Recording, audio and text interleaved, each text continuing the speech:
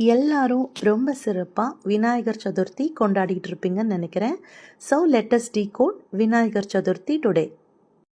இந்த காலத்தில் தான் கலர் கலராக நிறைய மெட்டீரியலில் பிள்ளையார் சிலை செஞ்சு கொண்டாடுறோம்.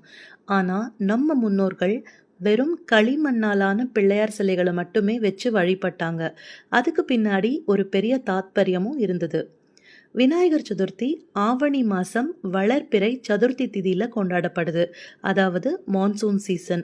இந்த மழை காலத்தில் வர வெள்ளத்தினால ஆற்று நதிக்கரைகளில் நீர்நிலைகளில் வெள்ளம் பெருக்கெடுத்து மண் அரிப்பு ஏற்படாமல் இருக்கிறதுக்காக களிமண்ணாலான பிள்ளையார் சிலைகளை செஞ்சு அதுக்கு பூஜை பண்ணி அதை கரைச்சாங்க. அந்த களிமண் கீழே இருக்கிற ஆற்று மண் மேலே ஒரு லேயர் மாதிரி படிஞ்சு சாயில் எரோஷனை தவிர்க்கும். பக்திக்கு பின்னால எவ்வளோ புத்தி இருக்கு பார்த்தீங்களா? இன்னொரு சின்ன விஷயமும் உங்களுக்கு சொல்லணும்னு ஆசைப்படுறேன். நம்ம களிமண் அப்படின்னு சொல்கிற மண் ஆக்சுவலாக கலைமண், அதாவது கலைப்பொருட்கள் செய்ய பயன்படுத்துகிற மண். இந்த இன்ஃபர்மேஷனை நீங்கள் கேட்ட மாதிரியே உங்கள் வீட்டு குட்டீஸ்க்கும் மறக்காமல் ஷேர் பண்ணுங்கள். சில விஷயங்கள் நம்ம லைஃப்பில் ஏன் பண்ணுறோம், எதுக்கு பண்ணுறோன்னு கண்டிப்பாக தெரிஞ்சு தான் பண்ணணும். உங்கள் எல்லாருக்கும் என்னோட விநாயகர் சதுர்த்தி நல்வாழ்த்துக்கள்.